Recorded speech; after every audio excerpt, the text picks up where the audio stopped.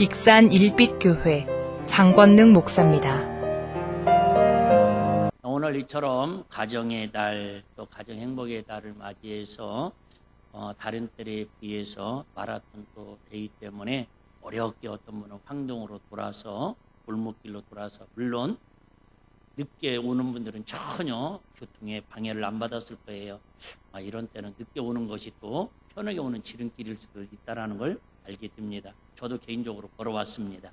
어쨌든 이렇게 또 하나님 앞에 믿음으로 이 모양 저 모양으로 달려와서 예배하는 일빛 가족들에게 가정에 오늘 말씀처럼 하나님의 뭐가 화평을 다른 말로 말하면 평화 화목이라는 뜻입니다. 평화, 하나님의 세우신 여러분의 가정과 부부와 자녀들 간에 하나님의 영광이, 하나님의 화목과 화평이 가득하신 믿음의 가문을 세워가는 은혜가 있기를 주의 이름으로 축복합니다. 우리나라의 가장 위대한, 아마 뭐랄까요, 신앙의 인물을 뽑자면 거의 아마 손양원 목사님을 1등으로 많은 분들이 기억하지 않을까 그렇게 생각을 합니다. 손양원 목사님은 우리가 잘 아는 분이지만 장로님의 아들로 태어나가지고 자랐습니다. 원래 이름은 손연준이었는데 여수의 애양원이라는 나병 환자들을 같이 사역을 하면서 내가 예수님의 사랑을 닮아서 이 나환자들과 함께 친구가 되고 저들과 함께 하나님의 사랑을 나누고 싶다 그래서 이름을 그때 애양원을 따서 양원으로, 연준을 양원으로 이름을 개명을 해서 호적을 바꿉니다. 신사참배를 하다가 신사참배 운동에 반대하다가 체포되어 가지고 종신형, 그러니까 죽을 때까지 감옥 생활을 해야 한다는 형을 받고 복역을 합니다. 하나님의 은혜인지 주님의 역사인지 해방이 되어 가지고 자연스럽게 석방이 됩니다. 그리고 나서 석방이 된 후에 이제 예양원으로 다시 또 내려가 가지고 목회를 하다가 안수를 받습니다. 그러다가 우리가 잘 아는 것처럼 여수 반란 사건이라는 것이 일어납니다. 그때 친미주의 또 예수쟁이라는 이유로 안재선이라는 이 청년이 그 사랑하는 아들 동린이와 동신이 두 아들을 처참하게 무참하게 살해해서 죽입니다. 무슨 일? 친미 앞잡이고 예수쟁이라는 이유만으로. 이 안재선은 당연히 공산당의 어떤 그런 영향을 받았지요. 그로 인해서 이 안재선은 바로 체포가 되어가지고 사형 언도를 받고 감옥에 갇히게 됩니다. 이때 손양원 목사님이 이 안재선이라는 지수를 자기 아들을 죽인, 두 아들이나 죽인 사람을 살려달라고, 석방시켜달라고 탄원운동을 해서 찾아갑니다. 절대 구타도 하지 말고 어쨌든 빨리 석방시켜달라고. 안 되니까는 그 당시 대통령인 이승만 대통령에게 탄원서를 올립니다. 그때 이승만 대통령이 장로님이셨거든요. 어쨌든 그 풍부한 뜻을 받아들여 가지고 이 안재선이라는 친구를 석방을 시킵니다. 사형수에서 석방이 된 거예요. 이 송양영 목사님이 찾아가 가지고 그 안재선이를 양자를 삼습니다. 이름도 안씨에서 손씨로 바꿉니다. 그리고 가정에서 한 가정에 같이 생활을 합니다. 그의 딸 하나 남았었죠. 손봉이 딸이라고. 지금도 한 번씩 유튜브 같은데 검색하면 나오시더라고요. 이 막내딸인 손동이 그 당시 딸이 볼 때는 얼마나 믿겠어요. 오빠를 죽인 왼수인데 아버지가 도저히 이해가 안 됩니다. 나중에서 성인이 되어서 예수님의 사랑으로 용서하게 되었다고 이렇게 고백하는 이야기를 들을 수가 있습니다. 그러던 중에 6.25 사변이 일어나가지고 이 손양원 목사님은 피난 가지 않고 나환자들과 끝까지 애양원을 지키다가 결국은 공산군들에게 체포되어가지고 총사를 당합니다. 우리 그 손양원 목사님 이야기하면 가장 위대한 말들이 많이 있지만은 두 아들을 장례식을 치를 때에 하나님 앞에 10가지 감사의 제목을 올리는 내용이 가장 많은 일화로 전해지고 있습니다. 이런 거였죠. 예를 들면 우리 아들이 장성하면 미국으로 유학 보내려고 그랬는데 미국보다 더 좋은 천국으로 유학 보낼 수 있어서 감사. 참 할 수 없는 용서, 할 수 없는 감사. 그로 인해서 결국은 사랑의 원자탄이라고 하는 책도 쓰시고 영화도 만들어져서 미국에도 번역이 되어서 지금도 많은 사람들에게 회자되고 있습니다. 이 손양원 목사님이야말로 오늘 본문에 나오는 화평케 하는 자는 복이 있나니 하나님의 아들이라고 일컬음을 받을 것이다. 우리 예수님이 왜 이 땅에 오셔서 십자가에 죽으셔야 하고 왜 예수님이 바리새인 서기관들한테 핍박을 당합니까? 이유는 딱 하나입니다. 저가 하나님의 아들이라는 이유 때문에. 그 하나님의 아들이 곧 누구니까요? 메시아. 아마 우리가 신앙생활을 하는 데 있어서 가장 행복하고 가장 가슴 벅차고 가장 우리의 특권과 권세가 뭐냐면 예수 그리스도를 믿음으로 말미암아 저와 여러분들이 하나님의 뭐예요? 아들이 된 권세를 가졌다라는 거예요. 할렐루야. 그런데 내가 예수만 믿었다고 교회만 다닌다고 하나님의 아들이라고 일컬음을 받는 게 중요한 게 아니라 바꿔 얘기하면 뭐 하는 사람이 화목해하는 사람이 진정한 하나님의 아들의 성품으로 사는 사람이다. 그 얘기예요. 우리 예수 안 믿는 사람들도 다 가정이 뭐 하기를 원해요? 화목하기를 원합니다. 한자 몰라도 그 정도는 우리 다 알잖아요. 가화 만사서. 가정이 화목한 것이 모든 만사의 모든 다 성공이다. 그 뜻이에요. 가화 만사서. 근데 그 가화 만사성의 핵심이 뭐라는 거예요? 화목이라는 거예요. 화목. 그렇게 우리는 입만 열면 어떤 그죠? 우리 이렇게 가운데다 써 있잖아요. 화목한 가정, 화목하자고 그렇게 하는데도 과연 가정들이 화목한가? 부부간에 진짜 화목하십니까? 부모 자녀간에 화목하십니까? 형제간에 그렇게 부모님들이 돌아가실 때 거의 90% 이상이 마지막 유언이 뭐예요? 형제간에 우애하고 화목하여라. 그런데도 그렇게 부모의 유언처럼 소원을 갖고 있어도 과연 가정이 형제들이 화목하냐? 왜요? 화목은 하나님이 주시는 선물인데 바꿔 얘기하면 하나님이 주시는 선물을 어떻게든지 배달이 되지 못하도록 택배 사고를 일으키는 게 마귀의 영적 존재가 있어서 그렇다고 말해요. 마음은 다 똑같습니다. 부부간에 서로 화목하고 가정간에 서로 화목하고 교회도 마찬가지잖아요. 교회 와서 싸울 일이 뭐가 있습니까? 교회 와서 서로 상처받고 시험 들 일이 뭐가 있습니까?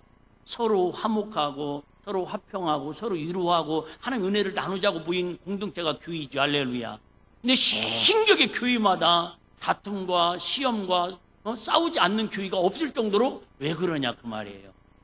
그것은 하나님이 잘못된 게 아니라 저와 여러분들이 뭔가 특별한 잘못된 마음이 있어서 그런 게 아니라 영적인 존재인 마귀가 어떻게든지 우리를 화목, 화평을 못하게 하려고 사람의 감정을 건드리고 환경을 통해서 여러 가지 일들을 통해서 마음을 상하게 만들기 때문에 우리가 속아서 그런다라는 그 신앙이 뭐예요? 마귀에게 속지 말고 하나님 뜻대로 우리는 화목해서 하나님의 자녀의 특권을 가지고 행복하게 살자 그 얘기예요. 할렐루야.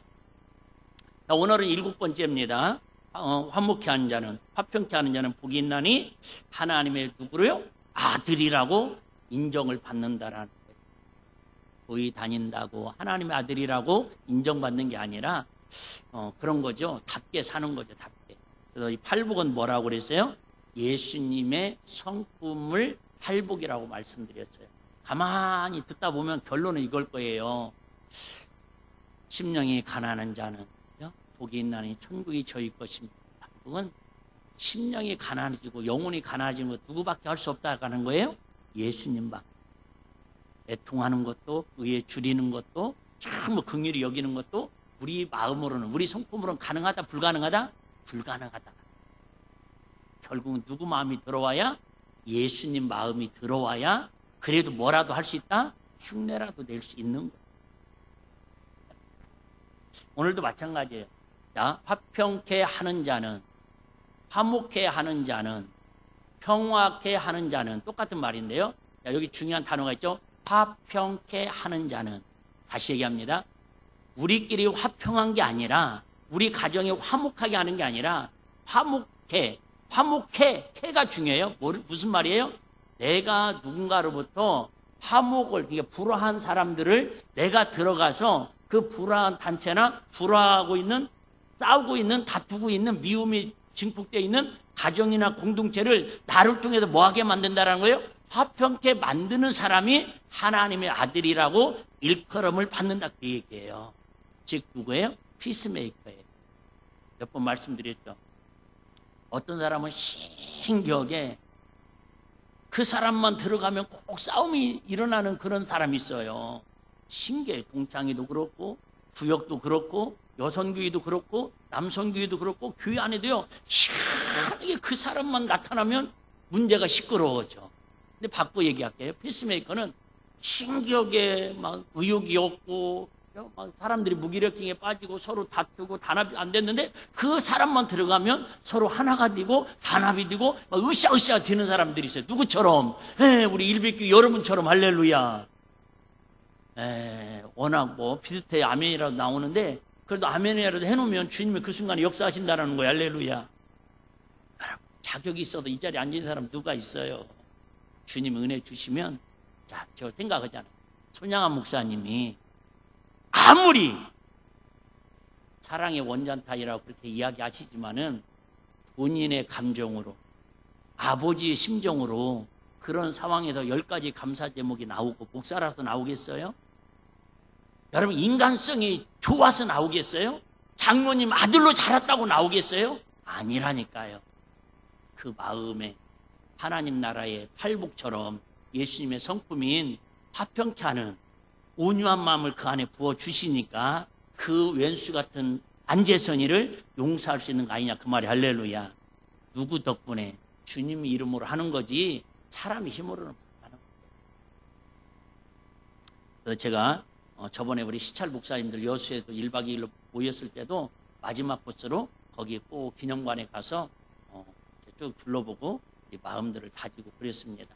몇 년 전에도 우리 교인들하고 같이 또 답사도 가가지고 성기순례 이렇게 순례하면서 거기에 가서 제가 수건에다가 써놓은 거 목양실에 항상 붙여놓고 하루에 2번씩 읽습니다. 술꾼은 알코올 중독자로 살지만 예수는 예수 중독자로 살아야 한다. 네? 우리 믿음의 사람들은 예수님의 중독자로 살아야 한다라고 목양실에 써 있어요. 오늘도 제가 강단에 올라오면서 읽고 올라오는 거예요. 여러분, 그래요. 마귀는 자꾸 세상의 중독자를 만들려고 그래. 지위의 중독자를 만들려고 그래. 근데 우리는 무슨 중독자가 돼야 돼요? 화평의 중독자가 되고 사랑의 중독자가 되고 예수의 중독자가 되고, 난 뭔 말을 해야 아멘을 크게 하려는가? 부자의 중독자가 되고, 부자는 그나마 아멘이 나오네. 예수님의 중독자가 되면 그냥 술 먹은 사람들은, 나는 많이 취해보진 않았지만 술 먹은 사람은 알코올 중독자가 되면 그냥 하나 헐말 또하고 처음 오는 것처럼, 내가 보니까 그런 거 보니까 알코올에 중독된 것처럼 성령이 중독된 건 조금 나타나더라고요. 헛말 또 하잖아요. 예수 잘 믿어야 합니다. 천국의 믿음을 갖고 살아야 합니다. 맨날 그 소리 또 하고 또 하고 강단에 설 때 똑같은 말 하잖아요. 여러분, 예수의 중독자가 되면 술주정뱅이가 밤새도록 헛말 또 하고 너 처음 오는 것처럼 오잖아요. 그것처럼 예수의 중독자가 되어서 화목한 화평한 가정을 이루시는 저와 여러분들 되시기를 주의 이름으로 축복합니다. 결국 예수님도 이 땅에 오셔서 핍박을 받는 게 뭐예요? 화평을 깨트렸다라는 거예요. 우리 예수님 화목케 하려 오셨는데 바리새인 서기관들은 계속 예수님을 뭐예요? 트집을 잡고 시기하고 칠 때도 시험을 합니다. 빨리 한번 읽어볼까요? 마태복음 16장 1절. 마태복음 16장 1절. 자, 바리새인과 서두개인들이 와서 예수를 시험하여 하늘로서 오는 표적과 보이기를 청하니, 자, 19장 3절. 그건 의미는 없습니다. 자, 예수님하고 계속 뭐예요? 하여튼 화목을 못하게 하려고 그런다는 거예요. 바리새인들이 예수께 나와 그를 시험하여 가로되 사람이 아무 연고를 물러나고 그 아내를 내어버리는 것이 옳으니까. 마태복음 22장 35절 36절.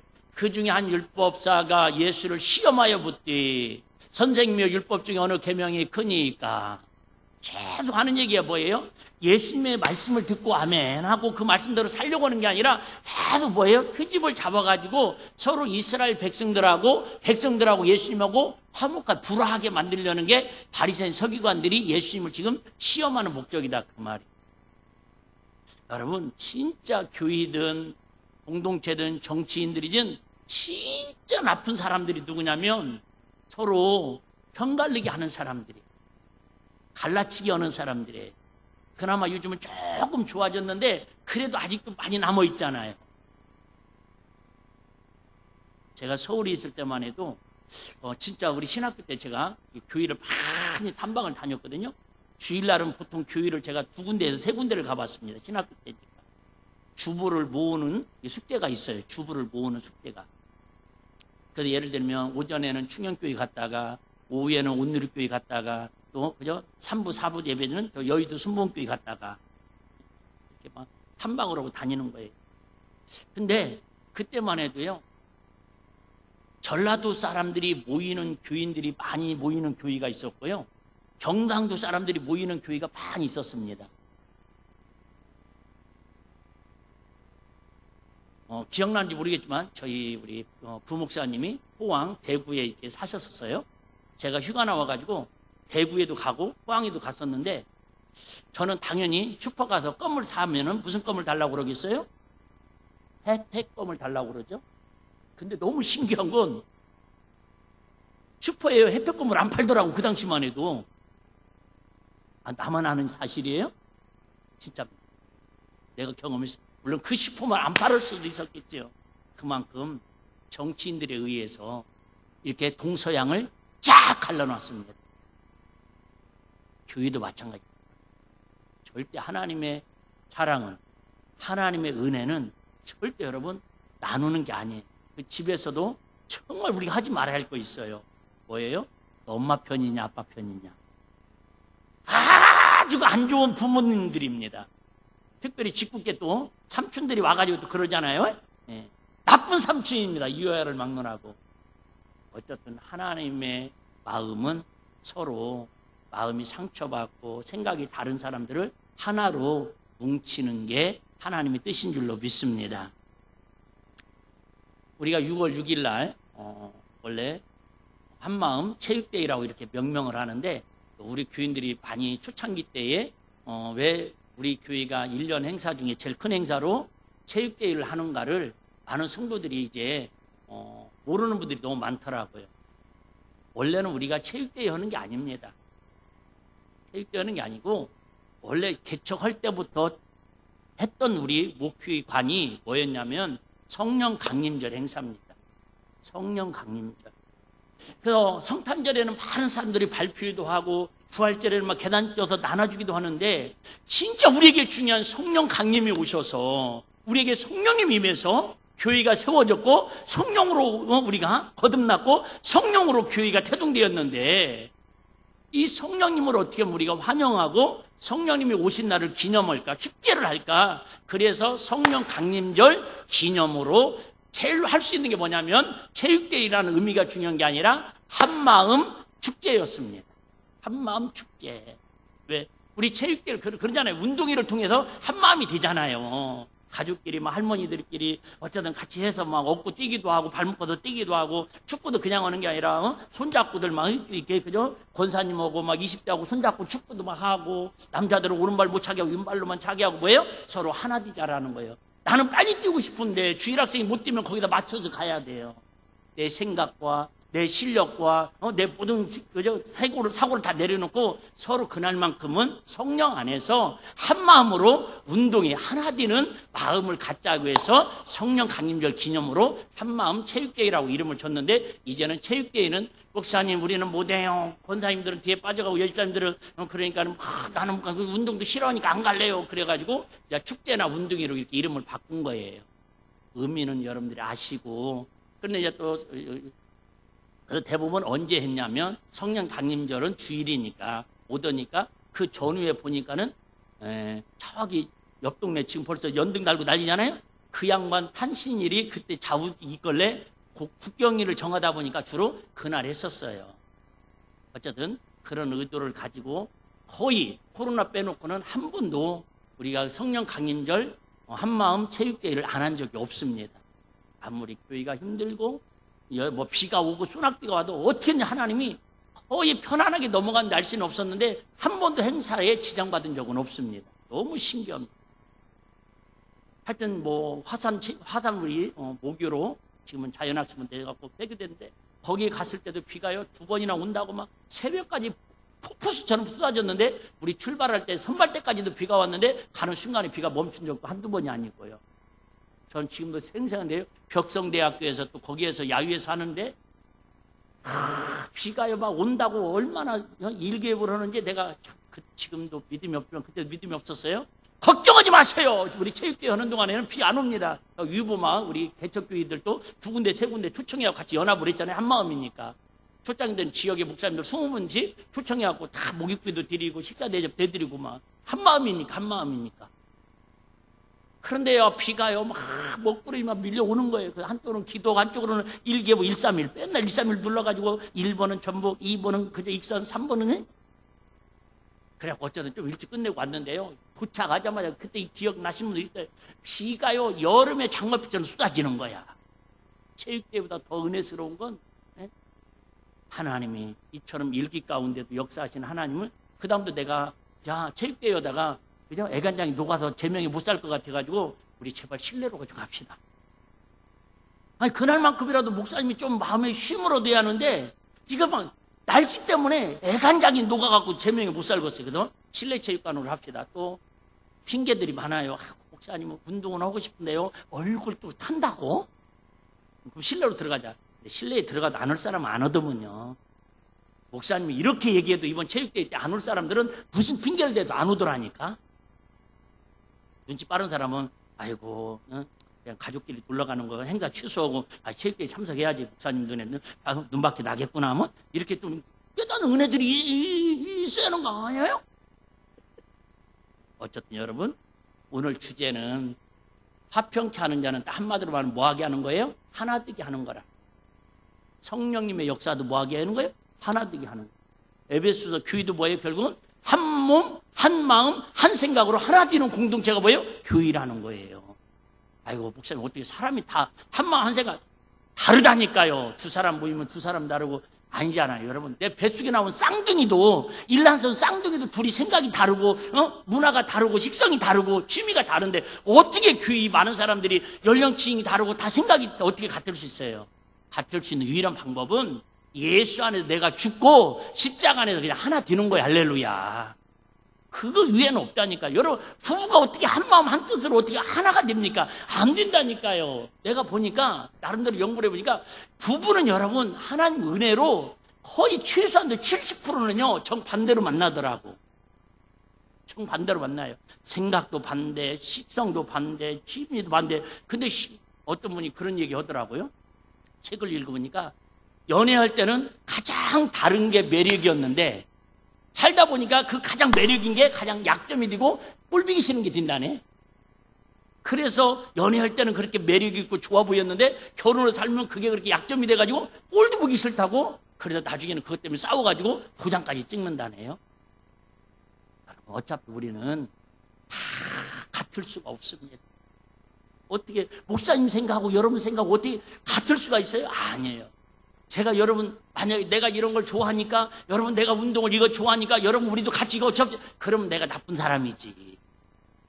뭐 하는 거예요? 오지? 저와 여러분이나 똑같이 십자가뼈 우리 종력을 못 받고 하나님이 원하는 성령 안에서 믿음 안에서 주님 안에서 서로 화목하고 하나 되어서 하나님이 나를 이루고 살자라는 거예요. 할렐루야. 우리가 착각하면 안 돼요. 부모들도 마찬가지예요. 자꾸 부모들이 자식들한테 내 생각과 그저 사고를 막 내 꿈을 갖다 주입을 시키려고 하니까 아이들이 반발을 하는 거예요. 그러는 거 아니에요. 서로 그죠? 하나 돼가는 거예요. 서로. 아들 생각도 내려놓고 아버지 엄마 생각도 내려놓고 딸 생각도 내려놓고 그러면 주님 안에서 말씀 안에서 우리 손 얹고 같이 기도하면 거기에서 해답을 빨리 찾을 수 있다 그 말이에요. 근데 막 서로 자기 고집만 내세워봐요. 절대 평행선을 끊어낼 수가 없습니다. 자, 그렇다면 한번 좀 더 읽어볼까요? 예수님께 무엇 때문에 우리에게 화평케 하는 사람이 되라고 하십니까? 9절 아까 말씀드렸죠? 우리가 화평케 하는 사람만이 진정한 누가 된다고요? 하나님의 자녀라고 인정을 받기 때문에 그렇다 그 말이에요. 그냥 겉모습만 하나님의 자녀의 모습이 아니라 겉모습만 목사, 집사, 장로, 교인이 아니라 성품이 하나님의 성품을 갖고 있어야 하나님의 자녀다운 삶을 복을 누리며 살 수 있다 그 얘기. 자, 한번 읽어볼게요. 이사야 9장 6절 7절 한번 읽겠습니다. 이사야 9장 6절 7절. 이는 한 아기가 우리에게 낳고 한 아들을 우리에게 주신 바 되었는데 그 어깨에는 정사를 베었고 그 이름은 기묘자라 모사라 전능하신 하나님이시라. 시작. 영존하시는 아버지라 평강의 왕이라 할 것임이라. 지금 예수님이 탄생하기 600년 전에 예수님이 탄생할 걸 예언하는데 딱 한마디로 말하면 그 예수님은 누구로 오신다라는 거예요? 평강의 왕으로 올 거라는 거예요. 말씀드렸죠? 화목, 화평, 평강, 샬롬 다 똑같은 말이라. 우리 예수님이 이 땅에 뭐로 오셨다고요? 평강의 왕으로, 화평의 왕으로 오셨다라는 거예요. 에베소서 2장 14절 18절 좀 길지만 제가 한번 읽어볼게요. 그는 우리의 화평이시나 누가요? 예수님께서는 저와 여러분들의 화평이신지라 둘로 하나를 만들다 중간에 막힌 담을 하시고 원수된 것 그 의문에 속한 계명율법을 자기 육체로 배하셨으니 이는 이 둘로 자기 안에서 한 세 사람을 지어 화평하게 하시고 또 십자가로 이 둘을 한 몸으로 하나님과 화목하게 하려 하심이라. 원수된 것을 십자가로 소멸하시고 또 오셔서 먼 데 있는 너에게 평안을 전하고 가까운 데 있는 자들에게 평안을 전하셨으니 시작. 이는 저로 말미암아 우리 둘이 한 성령 안에서 아버지께 나아감을 얻게 하려 하심이라. 결국 그래서 십자가에 피 흘려 죽으신 예수 그리스도의 사랑을 통해서 성령 안에서만 우리가 하나 될 수 있다 그 말이에요. 할렐루야. 그래서 성령 강림 한마음 축제를 한다 그 얘기예요. 그런데 다시 할게요. 여러분 체육대회는 피치무대 참석을 못할지라도 성령 강림절 운동에는 여러분 피치무대도 같이 동참을 못할지라도 성령 충만함은 체험해야 할 줄로 믿습니다. 왜? 성령님과는 하나 돼야 한다 그 말이에요. 그것을 우리가 축제하듯이 성탄절 축제하듯이 부활절 축제하듯이 축제하는 마음으로 우리가 하는 이벤트지 거기에 체육대회 한다고 성령이 강하게 역사하는 건 아니다 그 말이에요. 분명히 우리 가르칠 건 가르쳐야죠. 그렇다면 왜 우리가 화평을 이룰 때 하나님 자녀라고 인정함을 받습니까? 그런 거 있잖아요. 여러분 고슴도치도 제 새끼는 이뻐한다고 어쩌든 자녀가 이쁜 것은 왜 이쁜 거예요? 딱 한마디로 말하면 자기 닮아서. 여러분 솔직히 연예인들 중에서 우리 자식들보다 잘생긴 사람들 많아요? 적어요? 우리 딸들보다 많잖아요. 근데 그들은 그냥 막 그저 침을 질질 흘리면서도 보면서도 그들을 이뻐하거나 좋아하진 않는다니까요. 팬으로 오는 거지. 그래도 다 투자하고 걱정하고 기도하는 것은 누구예요? 나 닮은 자식이니까. 오지금 우리 다 알잖아요. 뭐 발가락을 닮았느니 새끼 발가락을 닮았느니 막 억지로 갖다 붙이잖아요. 뭐 우리 주한이는 뭐 나를 눈을 닮아서 뭐 내 아들이라고 우리 사모님이 그러더라고. 내 눈이 더 큰데. 그게 뭐예요? 자녀는 중요한 얘기예요. 자녀는 어딘가 부모를 닮아야 자녀입니다. 왜요? DNA가 같기 때문에. DNA. 마찬가지예요. 우리의 하나님 아버지의 DNA는 뭐라는 거예요? 화목하는 거고 화평케 하는 거라는 거예요. 할렐루야. 예수님이 이 땅에 뭐하러 오셨다고요? 화평케 하러 오셨다니까요. 마귀 원수와 저와 여러분들이 그죠? 절대 하나 될 수 없는데 우리 예수님 십자가에서 화평케 하는 제물이 되심으로 말미암아 우리가 하나님의 자녀가 되어서 화평케 하는 삶을 살아야 한다 그 얘기예요. 자, 성령의 열매 갈라디아 5장 22절 23절 오직 성령의 열매는 사랑과 희락과 뭐와 화평케 하는 거. 성령의 열매 중에서도 화평이 꼭 들어갑니다. 고린도전서 14장 33절에도 고린도전서 14장 33절 하나님은 어지러움의 하나님이 아니시오. 하나님 질서의 하나님이신데 오직 뭐의 하나님이시라? 화평의 하나님이시오. 바꿔 얘기하면 내가 화평케 하면 그 사람을 보면서 야, 저 사람은 진짜 하나님 사람답게 사네 이렇게 인정을 받는 거고 목사가 됐든 누가 됐든 뭐 기도를 뭐 40일을 내든 뭐 성경을 1000번을 읽었어도 맨날 싸워 맨날 다투어 맨날 시비 걸어. 그러면 그 사람이 여러분 직분은 뭔지는 모르겠지만은 하나님이 보실 때 사람들이 볼 때 아, 저 사람은 참 하나님의 성품을 닮았다 이렇게 인정을 하지 않는다 그 얘기예요. 저와 여러분들은 직분이 중요한 게 아니라 하나님의 성품을 닮아가는 은혜를 더욱더 성숙시켜가는 은혜가 있기를 주의 이름으로 축복합니다. 시편 120편 6절 7절도 이렇게 말씀하고 있습니다. 내가 화평을 미워하는 자와 함께 오래 거하였도다. 그래요, 여러분. 세상 사람들은 화평을 원하지만은 정치인들 봐봐요. 남북이 맨날 우리의 소원은 통일이라고 하면서도 절대 통일을 원치 않는다니까요. 마찬가지 입으로는 맨날 화평하고 집에서도 여러분 서로 화목 하면서도 실상은 화목이 돼야 안 돼요? 안 된다라는 거예요. 왜 안 돼요? 나는 화평을 원할지라도 내가 말할 때 저희는 싸우리 하는도다. 어떻게든지요, 마귀는요 우리를 계속 불화하고 싸우게 만든다라는 거예요. 화평이 안 돼요. 부부간에 싸우면 뭐라고 그래요? 부부는 칼로 물베기라고 해놓고는 절대 다음부터 싸우지 말자고요? 싸우지 말고 우리 시민처럼 살고 웃고 살기도 보자는 새를 왜 우리가 싸우고 사냐 다 그래놓고 30분도 안 돼가지고 또 짜장면 먹으러 가면서 뭐 먹을 거야? 나 우동. 내가 짬뽕 좋아하는 거 몰라? 그래갖고 또 이게 우리 심성들이 나빠서가 아니라 그냥 영적으로 그렇게 감정을 만들어 놨다라는 거예요. 그게 당연한 거예요. 당연한 겁니다. 그렇게 안 살면 뭐 지옥 간다 그러면 다음 주부터 교회 올 사람 누가 있겠어요? 괜찮습니다. 싸우면서 그러네 또. 자, 좀 어려운 얘기 한번 해보겠습니다. 어려운 얘기. 레위기 22장 27절 30절 좀 어려운 얘기인데 쉽게 한번 제가 풀어드릴게요.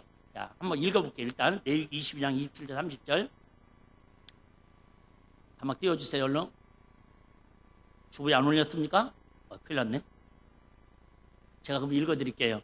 수수나 양이나 염소가 나거든 이래 동안 그것의 어미와 같이 있게 하라. 여덟째 날 이후로는 여호와께 화제로 예물을 드리면 기쁘게 받으심이 됨이라. 암수나 암양을 막느라고 어미와 새끼를 같은 날에 잡지 말지니라. 너희가 여호와께 감사 제물을 드리려거든 너희가 기쁘게 받으심이 되도록 드릴지며 그 제물을 그날에 먹고 이튿날까지 두지 말라. 나는 여호와니라. 무슨 얘기냐면 자 구약시대 때는 하나님 앞에 화목제물을 드렸어요.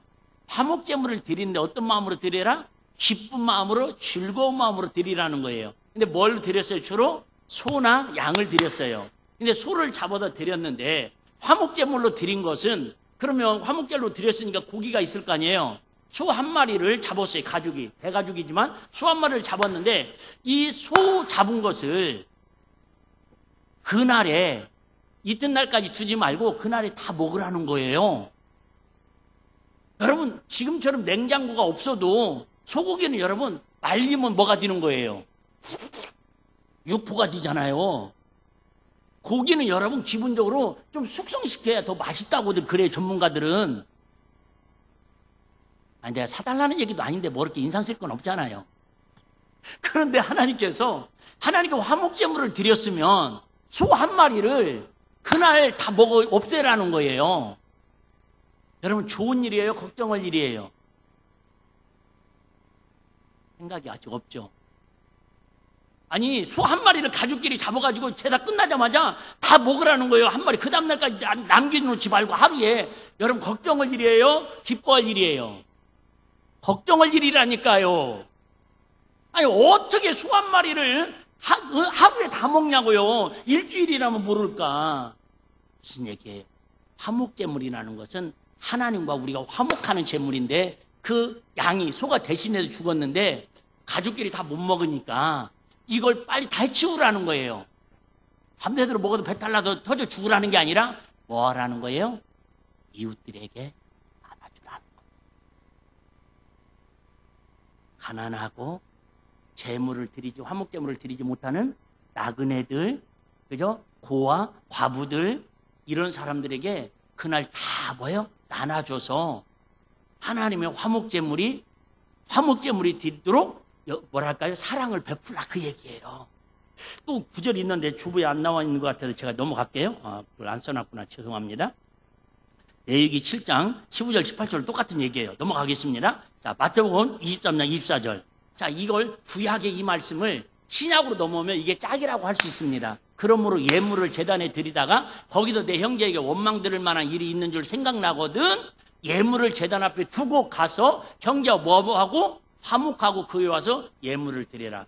우리말로 해석을 하면 아까 그 구약하고 똑같은 말씀인데 하나님 앞에 예배 드리고 예물을 드리는 게 얼마나 우리가 볼 때는 1순위예요. 근데 그러다가도 형제하고 누가 싸웠어. 부부간의 마음이 상했어. 그러면 하나님 앞에 예물을 드리기 전에 깨닫고 나서 빨리 집에 가서 화목하고 내가 먼저 이렇게 화목해 하는 사람이 되고 와서 하나님께 예물을 드리라는 거예요. 중요한 건 뭐예요? 하나님 앞에 예물을 드리는 것보다 더 중요한 건 화목이라는 거예요. 여러분 사실은 예배도 드리는 목적이 뭐예요? 하나님과 우리가 화목된 것을 감사하는 고백이고 또 하나는 뭐예요? 화목하지 못한 것들이 있다면 깨닫고 화목하는 마음을 갖자라는 거예요. 근데 마귀는 어떻게든지 우리 마음을 예배 시간을 상하게 만들어서 실컷 여기서 은혜 받고 가다가 싸워요. 신호대기에서. 천천히 가라고 그랬죠. 30km라고 그랬잖아. 32km잖아 지금. 네? 법을 지켜야지. 그러다가 싸워요. 예를 들면 오늘 헌금 얼마 있어요? 5만 원이요. 미쳤어. 지금 공과금 내야 하는데 만 원짜리 내가 2장을 하고 했어 안 했어? 아 그러니까 치매 걸리는 거 까먹었네요. 그거 갖고 또 싸워요. 실컷 은혜 받고 가서. 예를 들면 예배는 예배 드리는 목적도 뭐예요? 성령 안에서 우리가 하나 된 것을 하나님께 고백하는 시간이고 하나 되지 못한 부분들을 좀 이따 결론적으로 말씀드리겠지만은 우리에게는 누구나 뭐예요? 그런 부분들을 예수님을 찬양하고 기도하며 그죠? 하나님 말씀을 듣고 깨달음으로 화목해하지 못하는 것들을 제거하는 시간이 예배 시간이다. 그 말이 할렐루야. 그러면 어떻게 하면 우리가 화평케 하는 사람이 될 수 있겠습니까? 우리 힘으로는 우리 등으로는 할 수 없다니까요. 이걸 전제로 들어가야 돼요. 골로새서 1장 20절 22절입니다. 골로새서 그의 십자가의 피로 예수님의 십자가의 피로 화평을 이루사 만물 곧 땅에 있는 것들이나 하늘에 있는 것들을 그로 말미암아 자기와 화목해 되기를 뭐하여? 기뻐하심이라. 우리 예수님은 어떤 사람을 기뻐하신다고요? 예수님과 화목해 하는 사람을 기뻐하신대요. 우리 어렸을 때는 참 그런 찬양 많이 불렀잖아요. 예수 안에서 우리 화목됐는 막 손 그죠? 막 이렇게 했거든요. 그리고 나와가지고 막 싸워.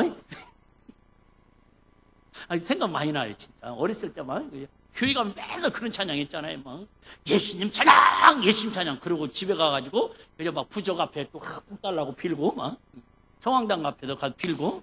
하여튼 나도 그랬지만은 하여튼 우리 동네 분들 보면은 집사님이라는 분들도 참 많이 그러시더라고. 막 하여튼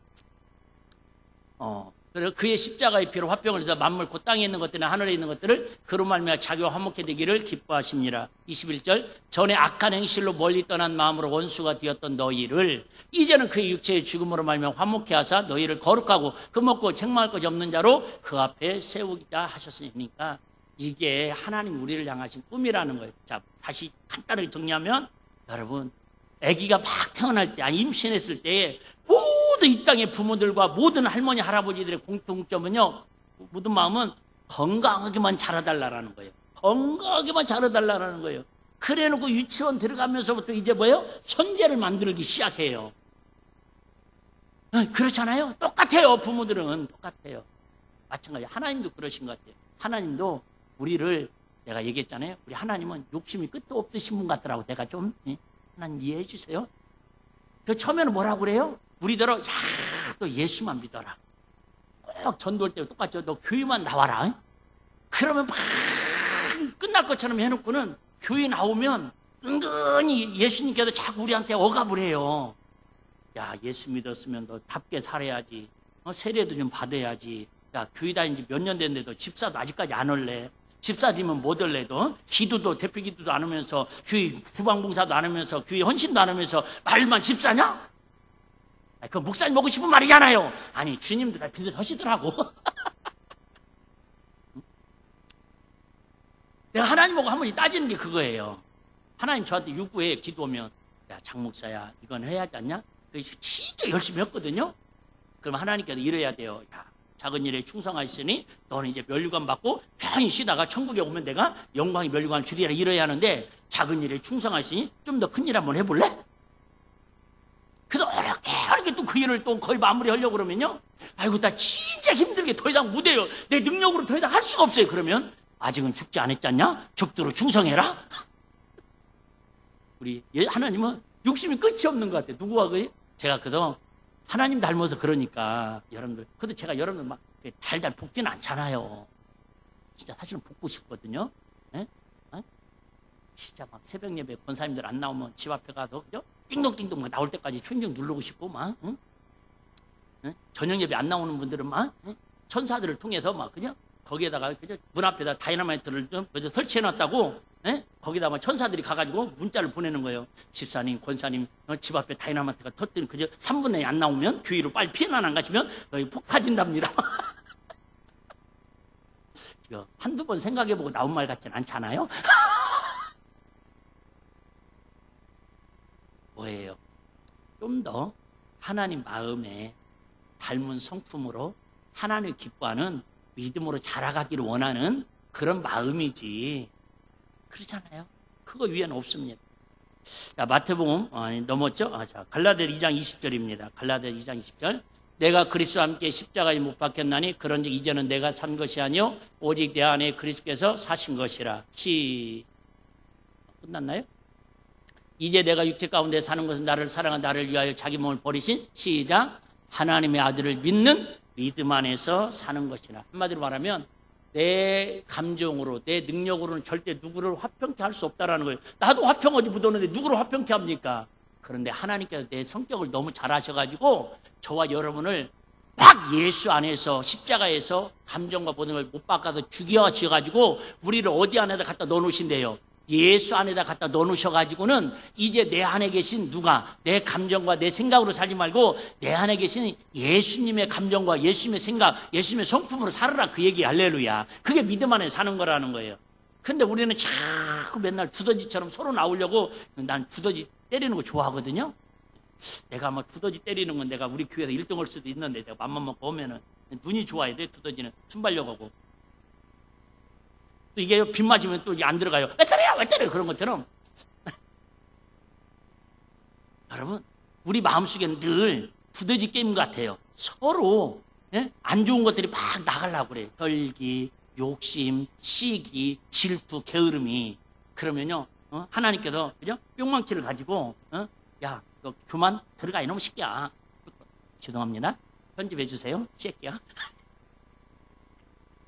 톡톡 때리잖아요. 톡톡 때려. 안 들어가면요. 안 들어가면 들어갈 때까지 세게 때립니다. 마찬가지. 그런데 우리 안에 내 감정이나 내 생각이 자꾸 올라오면 맞는다니까요. 모난들이 왜 맞는다고. 근데 온유한 마음이 나오고 사랑의 마음이 나오고 이제 의에 줄이고 목마른 마음이 나오고 자꾸 겸손한 마음이 나오면 거기에서 뭐예요? 주님께서 확 웃으면서 뽑히게 하시고 열매 맺게 하신다. 그 얘기 할렐루야. 이론은 이렇게 쉬운데 안 되더라니까요. 안 됩니다. 나는 안 되더라고요. 참 그래서 자 이사야서 52장 7절 한번 읽습니다. 이사야서 52장 7절. 좋은 소식을 가져오며 평화를 공포하며 복된 좋은 소식을 가져오며 구원을 공포하며 시온을 향하여 이르기를 내 하나님이 통치하신다는 자의 신을 넘는 자의 발이 어찌 그리 아름다운고. 주부에 제가 이 손양원 목사님 그 손자 이야기를 제가 올려놨습니다. 2020년 10월 25일인가요? 그때 그 안경선 선교사님이라는 분이 누구냐면 손양원 목사님의 양손자예요. 양손자. 이게 누구예요? 양재선이라고 하는 동신이 동인이 두 아들을 죽인 그 양아들 삼은 아들이 안경선이라고 하는 선교사님이 됐더라고. 참 이분도 엠프가 왜 그래요? 이분도 참 상처가 많았겠더라고요. 자기는 고등학교 3학년 때까지 자기 아버지가 어떤 분인가를 몰랐대요. 네? 그러다가 돌아가시고 나서 고등학교 3학년 때에 이 아버지가 그런 사연을 이제 이렇게 연루됐다는 걸 알게 된 거예요. 그래가지고 이제 하여튼 하나님의 은혜로 늦게 또 신학을 해가지고 이분이 목사님이 된 거예요. 목사님이 돼서 여기저기 사역을 하다가 손양원 목사님 추모 70주기에 그 예수 예양원 교회에서 선교사를 파송을 한 거예요. 선교사를. 그런데 이분이 나는 처음에는 몰랐는데 이분이 목요일날 국민일보 미션라이프에 내가 금요일에 잠깐 말씀드렸는데 신문기사가 이렇게 나왔길래 쭉 한번 읽어봤어요. 나 이 사람 이름 처음 들어봤습니다. 그런데 결론이 이 얘기예요. 한 10여 년 전에 그 예수 예양원에 그 손양원 목사님 묘하고 공인 공신, 어떻게 보면 큰아버지요, 작은아버지, 하여튼 그 묘에 가서 이렇게 뭐랄까요, 이제 추모를 하는데 무릎 꿇고 회개를 하는데 하나님의 음성이 들려오더라는 거예요. 내 백성을 위로하라. 손양원 목사님의 사역을 위로하라. 하나의 음성 딱 한마디 듣고는 이분이 선교사로 서원을 하는 겁니다. 그래서 과연 우리 양 할아버지 손양원 목사님께서 살아계시다면 어떤 사역을 하실 것인가, 그렇게 한번 하나님께 질문했더니 바로 답이 나오더래요. 우리 할아버님이 지금도 살아계시면 가장 세상에서 소외되고 불치병으로 멸시받고 천대받는 한센스 나병 환자들하고 같이 살면서 복하지 않을까. 그래서 이분이 그래서 어떻게 알게 된 가장 아프리카의 빈민촌인 부룬디라고 하는 그 한센스촌에 들어가가지고 지금 3, 4년째 사역을 하고 있는 내용이 미션날교에 실렸더라고요. 나는 처음 알았는데요. 우리나라는 그래도 이 한센스 병에 대해서 세계보건기구에서 완치국가라고 판정이 됐답니다. 그러니까 우리나라에서는 한센스 병이 어쨌든 다 치료가 받았다, 공식적으로는 없다라고 이렇게 인정을 한답니다. 그런데 저도 충격을 먹었는데요. 전 세계 한센스 환자가 몇 명이냐면 4천만 명이 있답니다. 별로 안 내놓네요.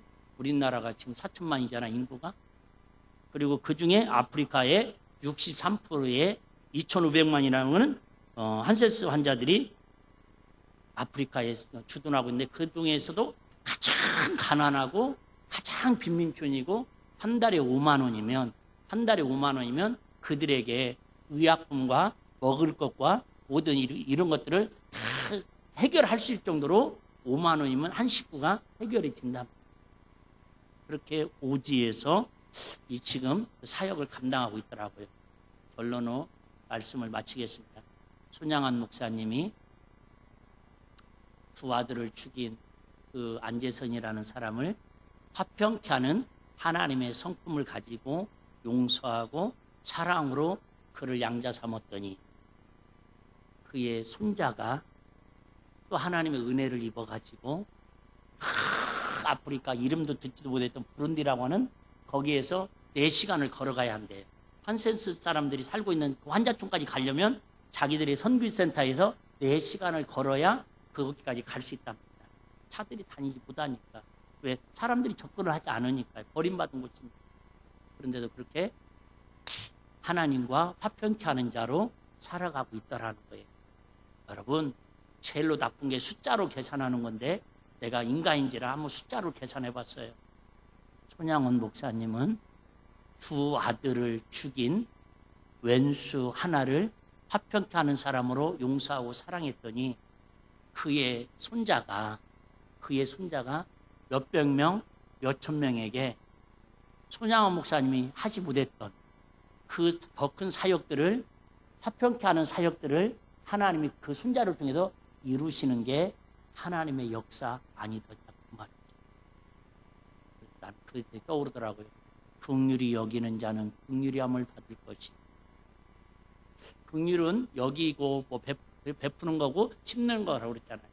손양원 목사님이 사랑의 긍휼을 베풀고 화평을 심었더니 그 손자 때에 가서 양 손자를 통해서 그 오지에 가서도 주님 사랑으로 그 긍휼히 여기고 또 긍휼을 베풀고 그 심었던 것들이 또 열매 맺는 그런 모습을 보면서 하나님의 역사는 지금도 그때나 똑같이 공혈하게 역사하시기 때문에 이런 사건들을 남의 얘기로만 듣지 마시고 저와 여러분들도 우리 일빛교회도 10분의 1, 100분의 1이라도 하나씩이라도 주님 닮아가고 하나님 싫어하는 것도 하나씩이라도 버려가면서 우리 정말 화평케 하는 부모가 되시고 자녀들이 되시고 우리 일빛교회가 되는 은혜가 있기를 주의 이름으로 축복합니다.